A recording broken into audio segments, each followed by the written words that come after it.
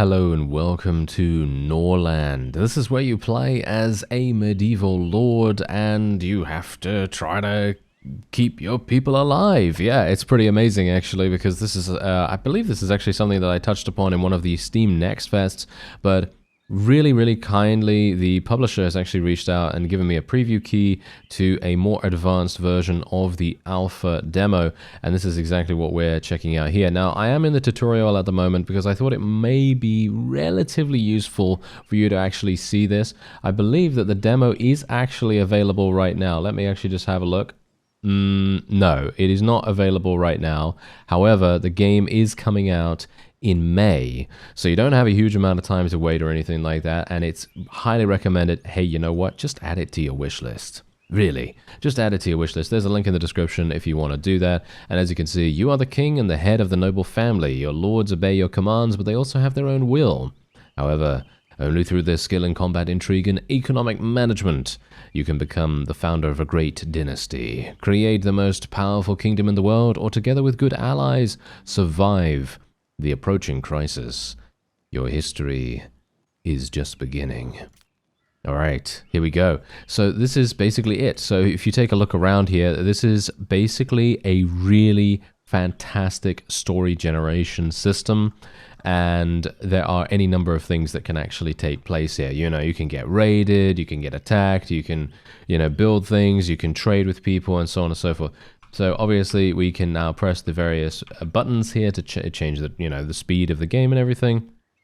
And in Norland, you only control the noble family, so you need to assign a manager to oversee the workers in the buildings.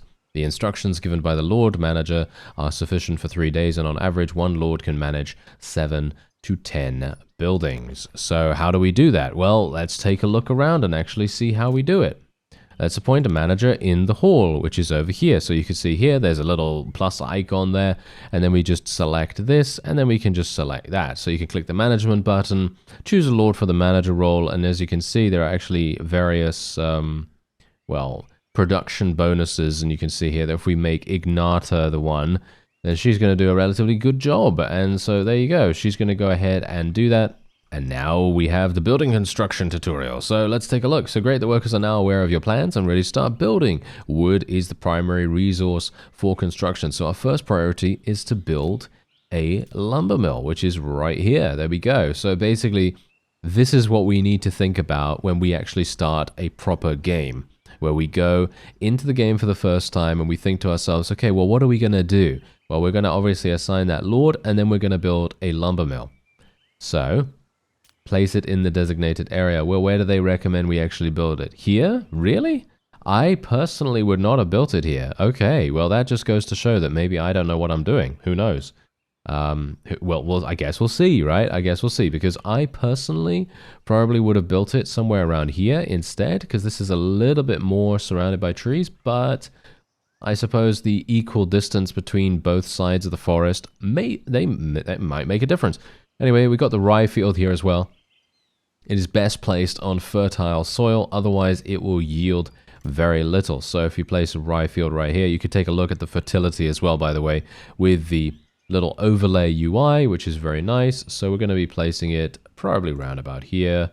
Can I place it here? There we go. All right, that's perfect. Do I need to build another one, or no, I have to wait for the buildings to be completed. So I'm just going to speed up time real fast. It's actually really nice that they give you that, of course. And my workers are, of course, doing their utmost to make sure that it is the fastest possible construction speed that anyone could ever ask for, the most light speed of things. And for me personally, I absolutely love these kinds of games.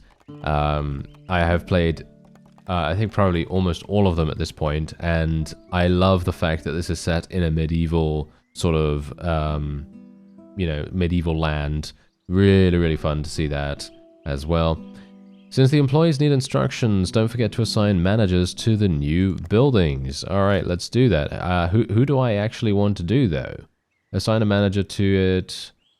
Okay, does it matter who I assign, or I actually don't know. Do I need to... Can I actually assign the same person, or I actually don't know whether that's the case. I guess it is. I guess you can assign multiple people. I think. Let me actually just have a look-see here. The hall... Oh, I can't actually take a look right now. Once the workers receive their instructions, they will start their duties. During the day, they work, and in the evening, they attend to their personal matters, receiving salaries, purchasing goods, and drinking beer. To manage prices and salaries, click on the finance menu. So this is what that is. Here on the right in daily expenses, you see the salary that is paid out to each worker at the end of the day, and on the left, the prices and quantity of your products that you sell to the peasants at the local market every evening. Ideally, one character consumes 1 unit of food per day, and to relieve fatigue, they need to drink 1 unit of alcohol. Currently, the worker's salary is 5 coins, and the price of flour is 7. This means that the workers will not be able to buy food every day, and will go hungry. So in other words... let's reduce the cost of flour. So basically, we're controlling every single aspect of our town here, which is actually pretty cool from a customization standpoint. Markets operate in the evening after 6 o'clock, when peasants have free time for shopping and rest. Note that alcohol and food can vary in quality. For example, cheap rutabaga is not tasty and can lead to disease, while flavorful ale will give an additional mood bonus. All right. And click on the cross and the finance button will close. There we go. Besides managing buildings, your lords can also carry out other tasks. However, they will refuse to do so if they are unhappy. And it seems like this one is unhappy right now. Okay, good to know. Let's see what happens. Select the unhappy lord by selecting him. All right, so what is he all about? He has a desire for holy rings, as you can see right there. That's probably the reason. Yes, maybe it is. Oh, no, yes, torturous desire. Let's return to the main tab where we know he has a desire for holy rings. The rings that appear in the resource list in the upper left corner belong to your king and are in his inventory. Let's share the holy rings with this lord by rewarding him and at the same time increasing his loyalty. Alright, so as you can see, there is a huge action menu here. So this is actually a pretty big deal. This is one of those things that you're going to have to remember because, let's face it, these kinds of games, oh yeah, there's a lot of, basically from the surface you think, oh, this seems really simple, but it is deceptively hidden. A lot of the depth. There is so much depth under the hood. It's like seeing a Honda Civic initially, and then under the hood is the engine of a Lamborghini or something like that.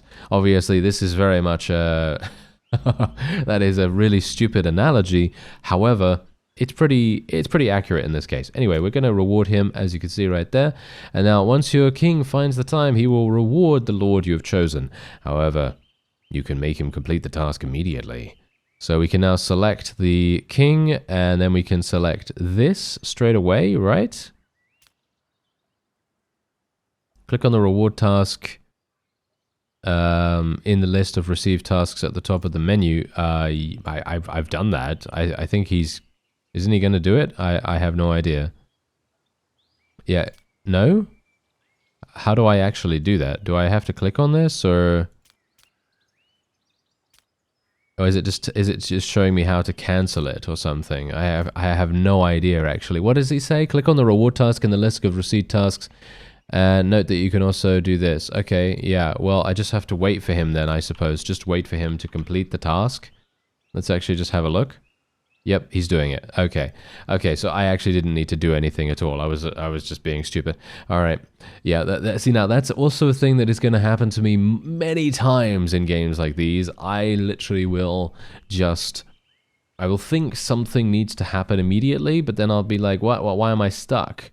And that's because, the thing has actually, been implemented. The thing that I have done is supposed to happen, and I'm just impatient. That's basically what's happening there. The efficiency in performing tasks depends on the Lord's skill level, which you can see on the third tab of the character menu. Please note that the Church of Saint Sophia has granted each house only 5 titles for lords. Therefore, it's best if the skills of some lords match those of other lords. When your heir grows up, he will also need a vacant title. But while he is still a child, it's time to focus on his education. Okay. Lords gain experience by engaging in skill-related activities. It can also be obtained through education or textbooks. Children gain more experience from education. Let's assign education to the young heir. Click the action button, and then we'll just do educate. And now we can educate him on basically anything that we want, as you can see. Yeah, it is actually anything that we want. When two lords are involved in the task, you will see the task icon in the menu for both of them. Remember that you can ask them to complete the task immediately.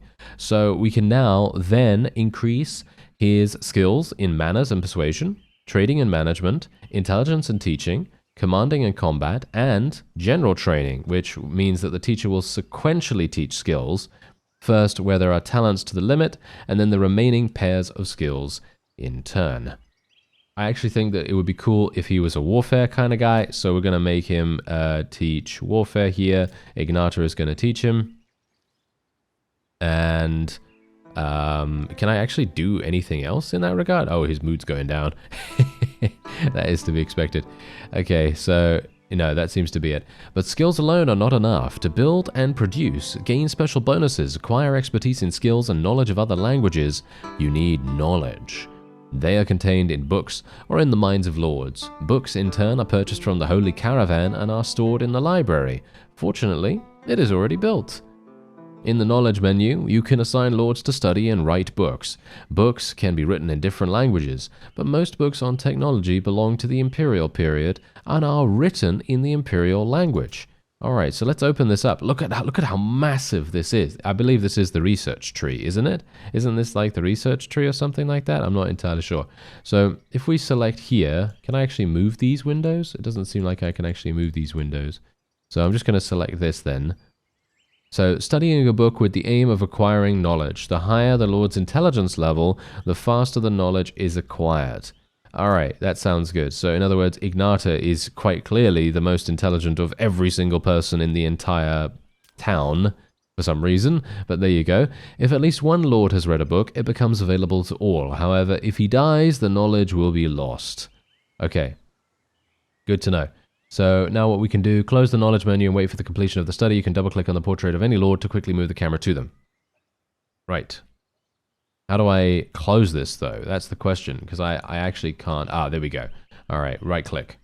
All right, there you go. We actually did it. So now, in this settlement, a mill has already been built. This building grinds rye into flour, which the residents buy to cook at home. The mill and other production buildings require task assignment. So here we go. So flour, do until X. And then we have, well, what do we want? Specify how much flour you want to have. Oh, quantity of 60. Okay, let's do that. Now the peasants will take rye from the warehouse by themselves, and at the end of the working day, they will bring the produced flour to the warehouse. Please note that you already have 30 units of flour, but to complete the task of producing 60 units of flour, you will need an additional 30 units of rye, as 1 unit of rye produces 1 unit of flour. All right, that's great. So that's wonderful. And it says do until, right? And obviously do until, that means do until you reach this particular value. So that's exactly what we're going to do here. Close the production menu. Wonderful. And, oh, Holy Sophia, bandits have stealthily approached our settlement. We must fight back. Fortunately, we have some time before they launch their attack. And now we have the army menu here. But first, you need to hire warriors. Alright, so let's hire some warriors here. We have a few warriors, but we would like to increase our chances. You can add warriors by freeing slaves, inviting unfortunate peasants, or hiring mercenaries. Newly hired peasants and slaves will be consumed by the fear of death and will run away at the first sign of danger, while mercenaries usually need 1 to 2 days to reach your settlement. Fortunately, there is a group of mercenaries near the city ready to be hired right now, and there is some weaponry in the warehouse, so let's increase your army.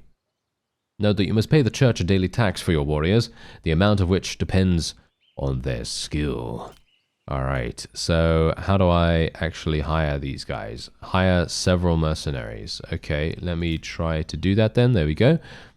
Every unit should be led by a lord. The higher their command skill, the higher the unit's morale will be, and the lower the chances of the soldiers fleeing when taking damage.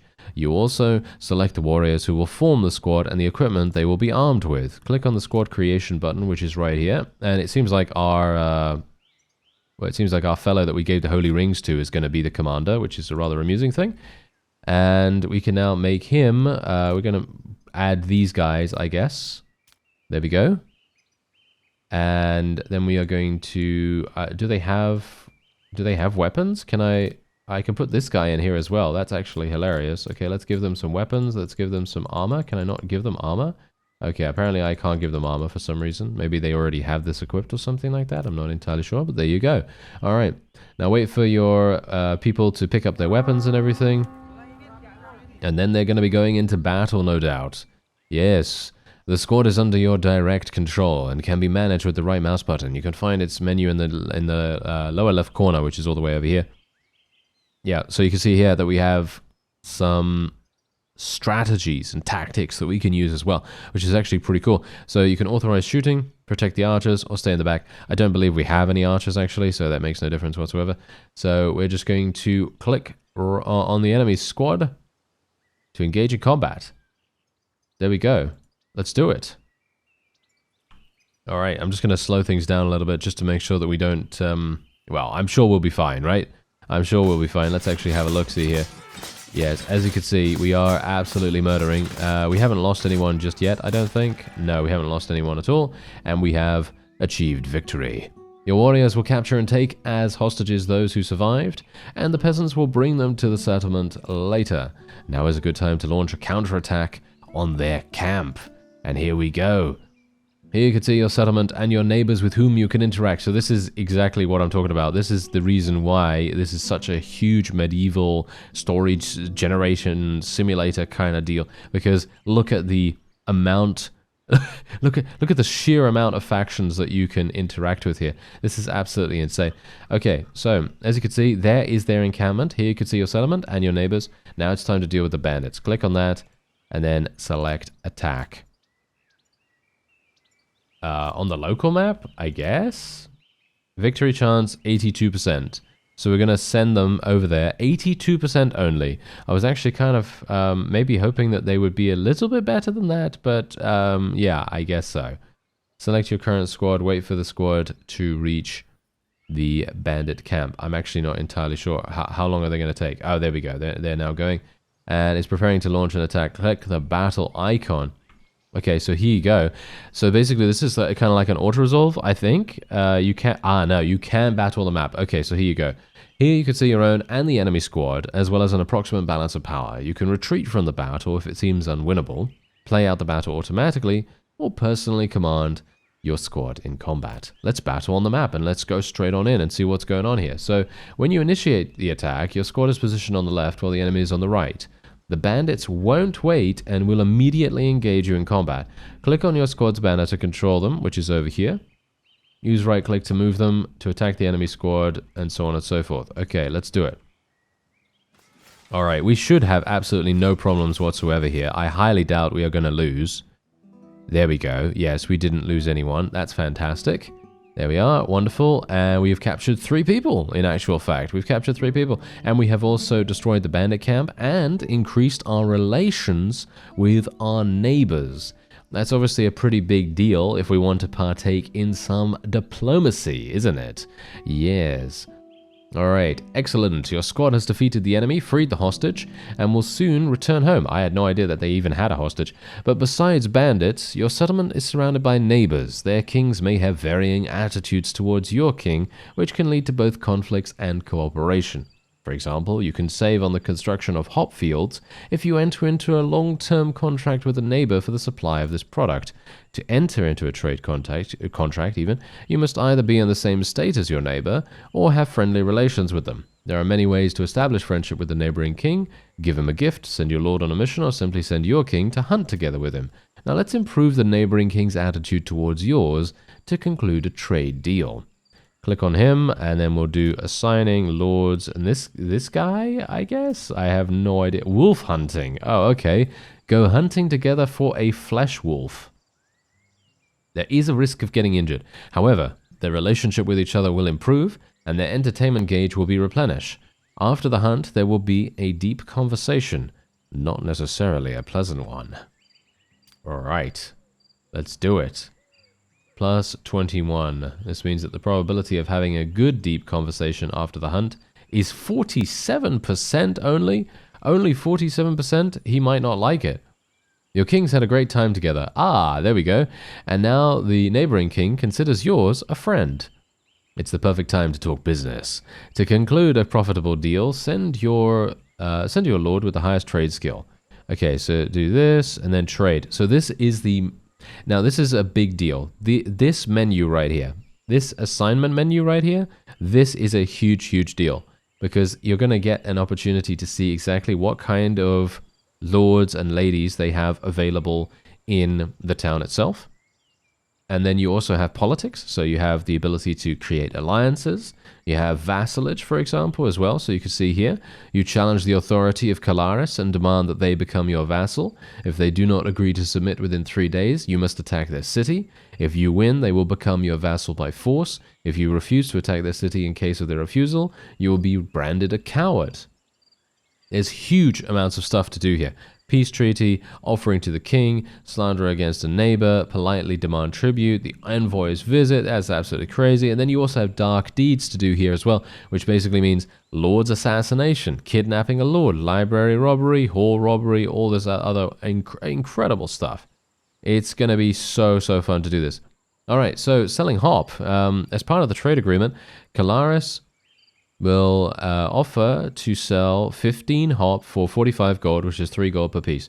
Holy Caravan buys and sells this item for 3 and 6. Okay. Sending a messenger to execute this deal will not cost paper, and the cost of church intermediary services. All right, yeah, that's absolutely fine, but we're just going to be sending this fellow. There we go. So he's going to go ahead and do that, and as you can see, you can even see people being a guest there as well.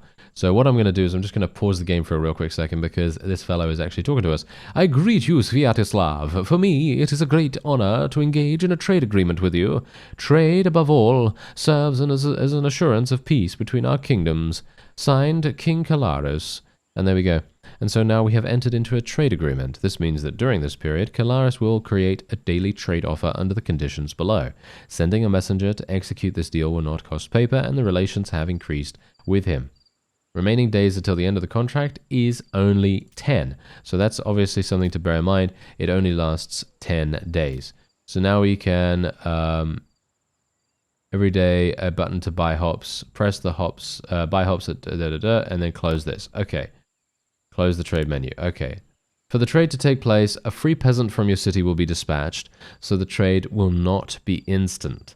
Return to the local map by pressing the world button or right-clicking anywhere.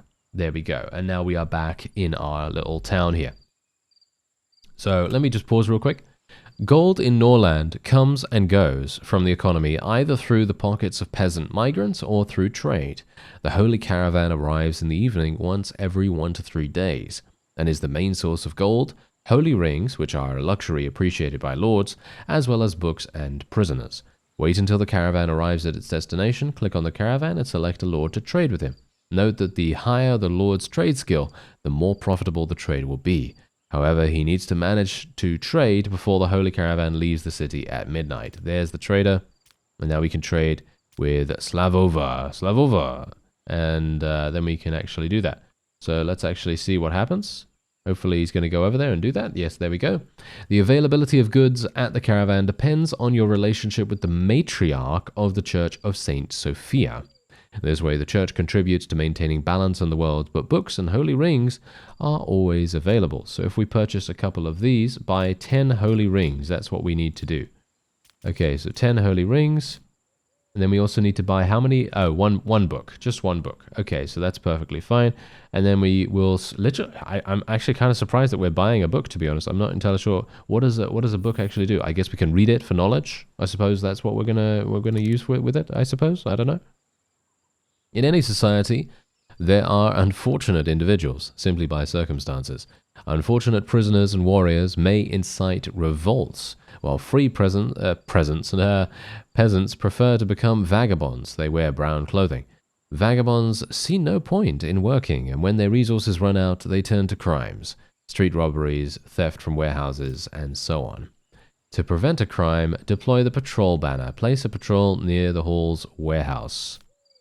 Alright, there is a night patrol. Indicates the area of night patrolling. Place them at key points such as lord houses, the city center, and warehouses to protect these areas from crimes. See, now this is exactly what I'm talking about. This is such a deep game. Hugely deep game. Okay, so we could place it here. And? Where else? Where else should I place it?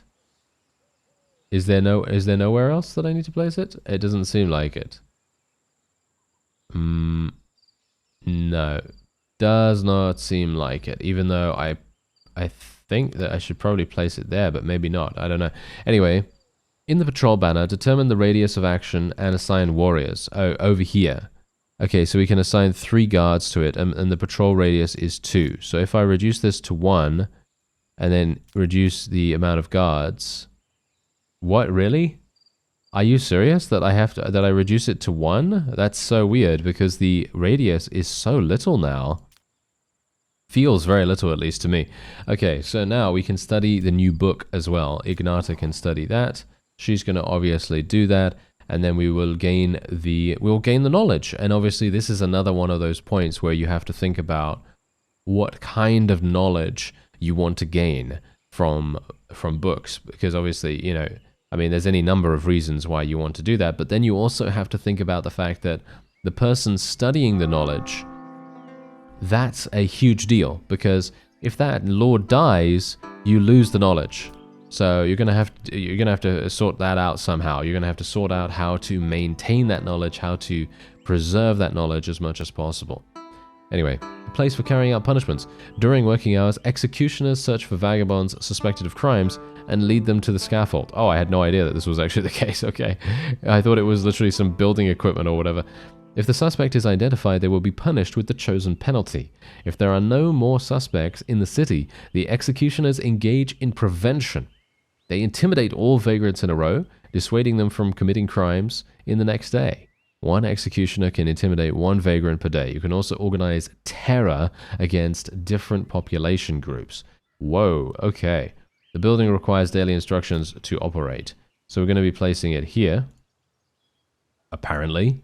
Assign a lord, study that, build a scaffold. Okay, yeah, so we're obviously going to be building that, or at least my workers will be going and building that, hopefully, at some point. Yep, there they go. They are actually doing that. That's fantastic.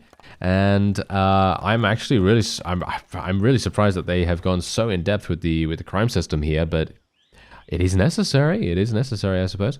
Anyway, executioners work at the scaffold, and like other buildings, it requires instructions from the Lord.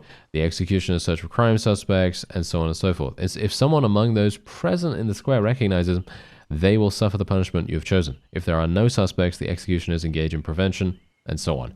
Okay, so let's assign a Lord. We're going to assign, I guess, Slavover, because it seems like he's doing a great job in basically every single respect. And here we go. Your subjects are diverse. Among them are religious fanatics, loyalists, and so on. Each stratum has its pros and cons, but you can increase their numbers through your actions.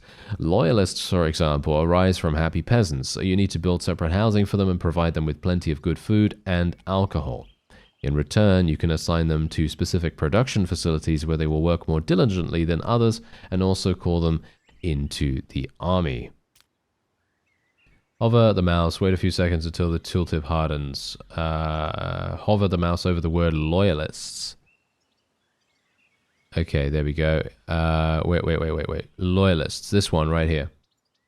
Okay, let's see here. So basically, if... okay, so there's obviously an encyclopedia here too, but loyalists are happy peasants, warriors, and lords. They can develop a deep love for the king. They can be identified by the crown pendant they wear. Okay, I'm not entirely sure if I've seen any of those right now. I think we have 0 of them. Yes, we have 0 of them right now. The productivity of loyalist peasants is 30% higher. Loyalist peasants cannot become vagabonds. There is only room for one idol in their hearts. Loyalists cannot become fanatics, and fanatics cannot become loyalists. Loyalist peasants aspire to serve in the king's army. In their hearts, there is no room for fear of death.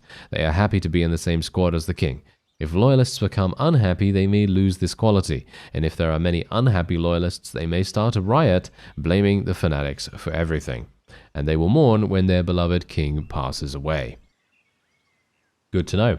Alright, so during the game you can also seek assistance by opening the encyclopedia. Sometimes hints do this and that and this and that. After a few seconds of the hint being displayed, it becomes frozen, and then you can do all of that. You have completed basic training, now you can explore the other features of the game on your own. One last piece of advice. To progress faster, you will need a lot of wood, and will need to satisfy the basic needs of the peasants to maintain a high migration rate. Therefore, we recommend building at the beginning 2 or 3 lumber mills and upgrade them to the 3rd level, an altar to satisfy the peasants' need for justice, a tavern to sell them alcohol that relieves fatigue. Now, if you don't know where to start, hover your mouse over the red flag of problems in the top left corner. Well, I don't think I have any problems right now, but I'm sure we're going to. Now you can either continue your current game on easy mode or return to the main menu and start a new game. I'm going to return to the main menu because I want to see...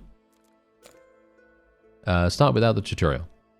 Okay, so this is how you start, and obviously this is a great way for us to take a look at the character creation and what is actually happening here. And you can see here the family dynamic that you're going to be able to go with. So you can have 2 brothers and a wife, husband, wife, child, 2 sisters and a son, 2 brothers, 3 sisters, and father and daughters.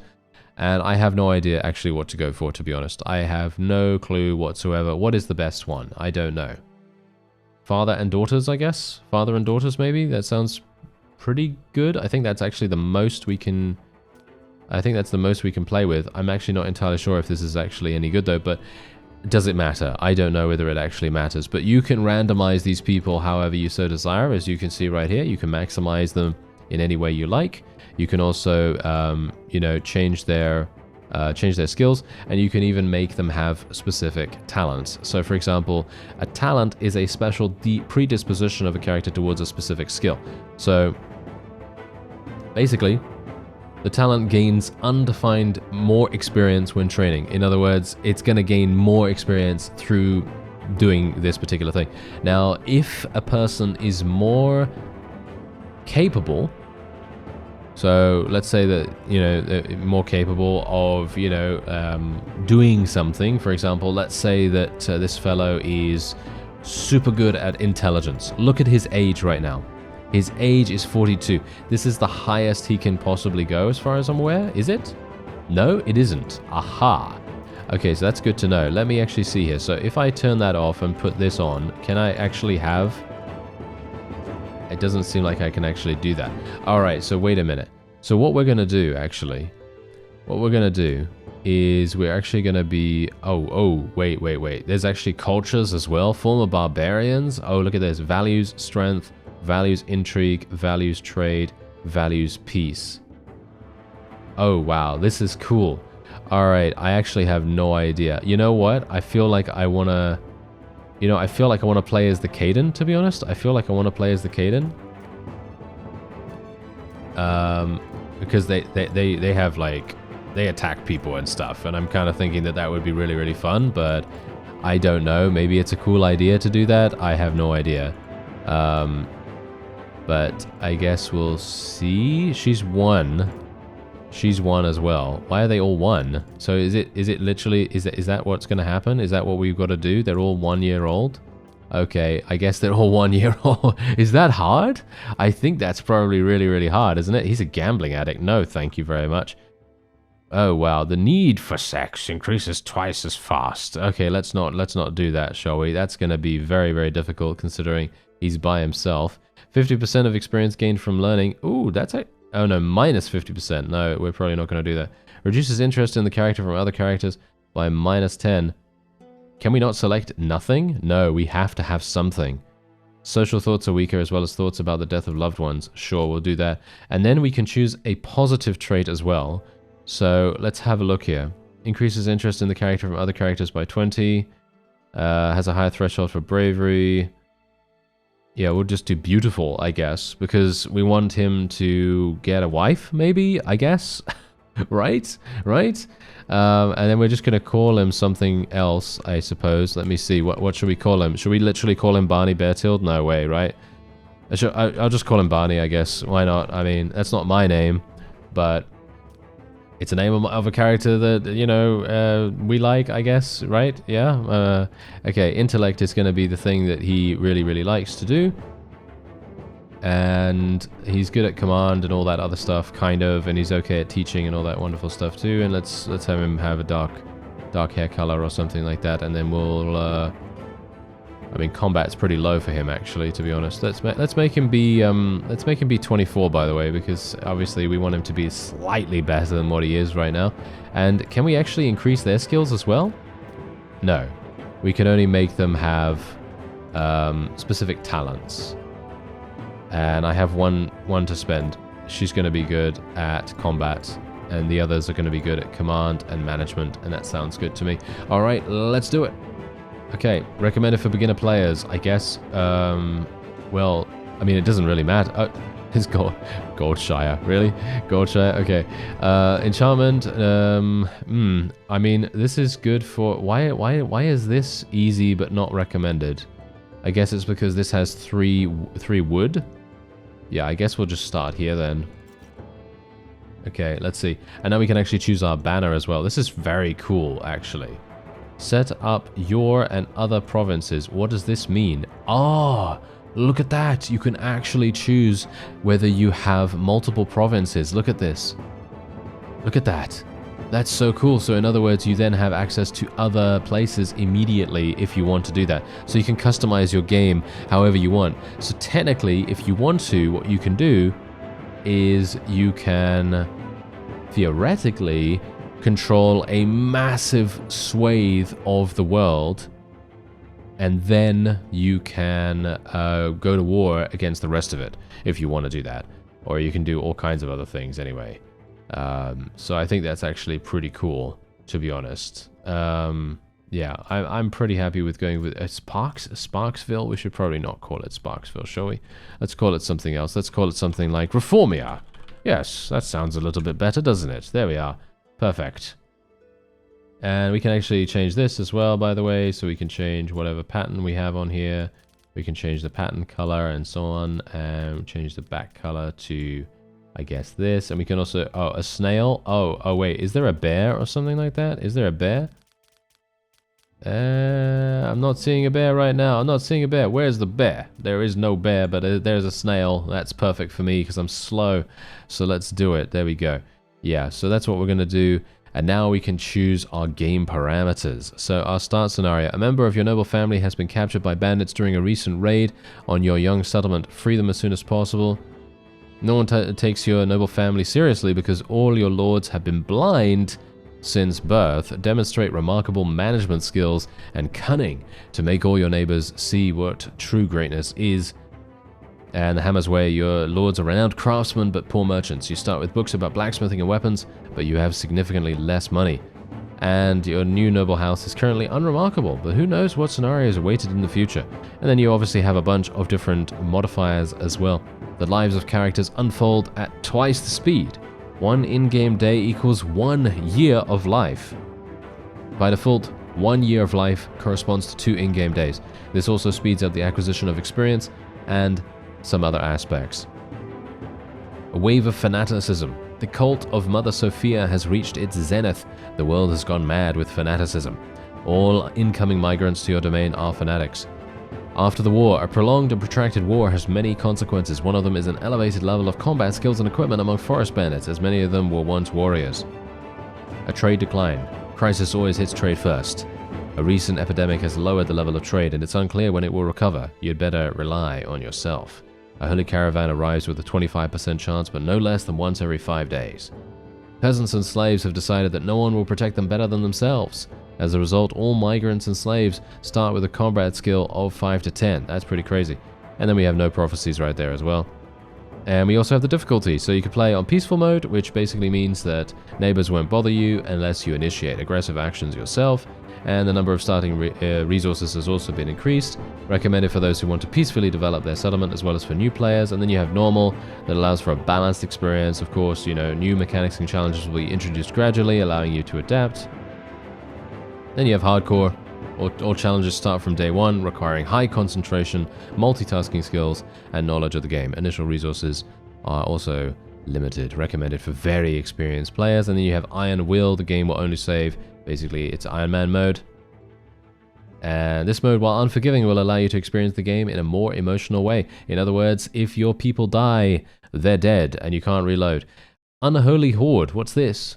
Shortly after the start of the game, the Unholy Horde will appear on the map, a formidable opponent that will burn all cities in its path. You cannot negotiate with the Horde. You can either defeat it by capturing its initial city, or try to survive for 55 days, after which it will disappear on its own.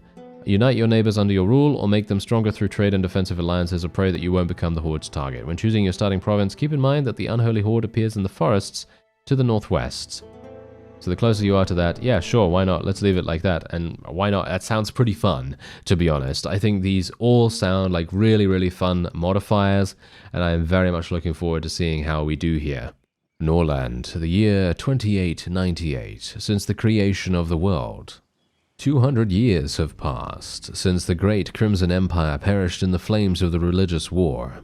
Its former provinces have become the barbaric kingdoms, kept from mutual destruction only by the all-powerful Church of Holy Sophia. While the holy prophets speak of the impending end of the world, in one of the small kingdoms a dream of the birth of a new empire is taking shape.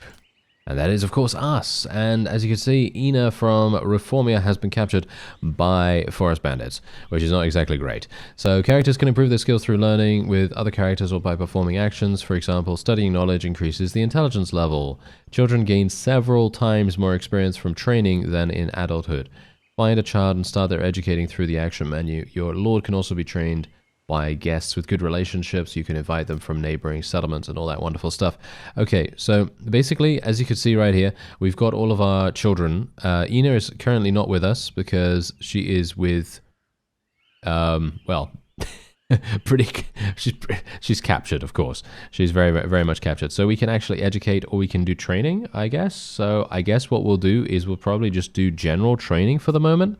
And Barney will be the teacher. And then Nika will also do a relatively similar thing where we will just do general training. And other than that, we want to, what is this? Hire builders. Well, we obviously want to hire builders. Do we not have any builders? Apparently we have 0 builders. That is probably not the best idea, is it? Yes. Okay, let's see what actually happens then when I actually run the game a little bit. Oh, no, we do have some people. As you can see, we do actually have some people here. So once he's going to do that, he's obviously educating our people right now.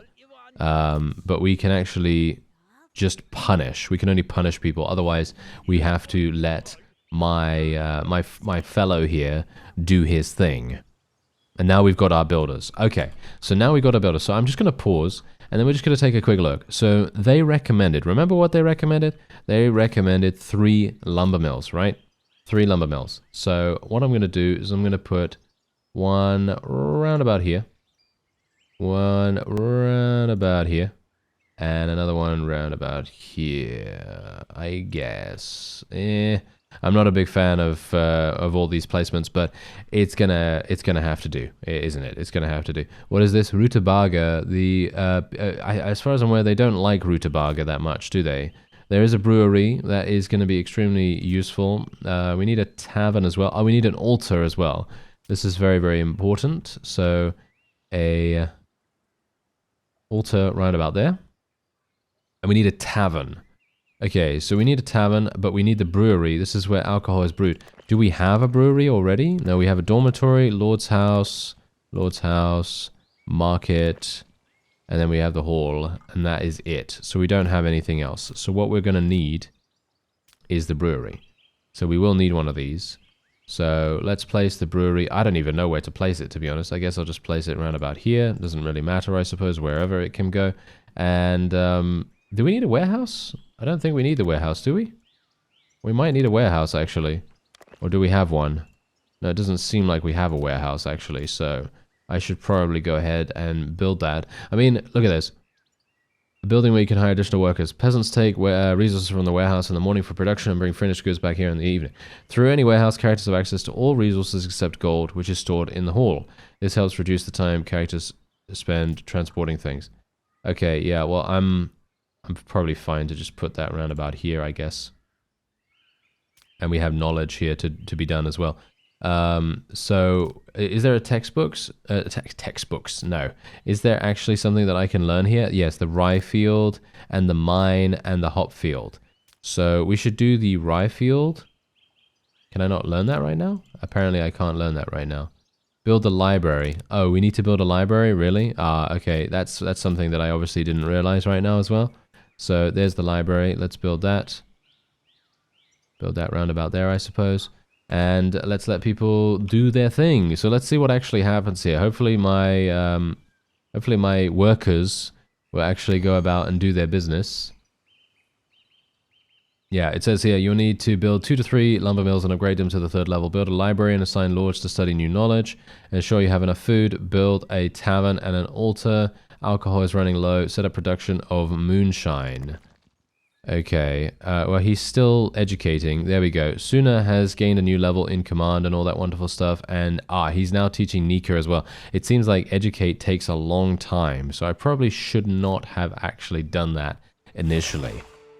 That probably was a bad idea, but it's okay. So daily statistics, well, basically nothing's happening for us right now, so we don't really need to worry too much about anything here. But Nika has now finally also had education done. And is he still performing this task? Why is he still doing that? I'm gonna actually turn that off, to be honest. Yeah, I mean they've got some pretty good skills already. I mean, well, not good skills, but you know, they're getting decent skills, at least initially. All right. Workers do not know your plans and require instructions from your lord. Yeah, okay, yeah, that's absolutely fine. And we are basically just going to be doing these instructions. As you can see, he's doing that right now. And there are several ways to make money as well, so this is great too. So that's going to obviously help us out. He's going to be appointing, yeah, I'm appointing the manager. Obviously, he's going to go ahead and do that. And then we can finally get some things up and running. So hopefully we can actually get some of these. Yeah, there we go. They're actually starting to do the lumber mills and all that wonderful stuff. Anyway, I think that's probably going to be it for this episode. If you would like to see what actually happens with, you know, my king here, Mr. Barney, if you would like to see what actually happens after that, then by all means let me know. Otherwise, if you'd like to check out Norland, I would highly recommend it. Super, super fun. Very deep experience. I'm actually really curious to see what actually happens later down the line. And otherwise, I thank you very much for watching, and I'll see you next time.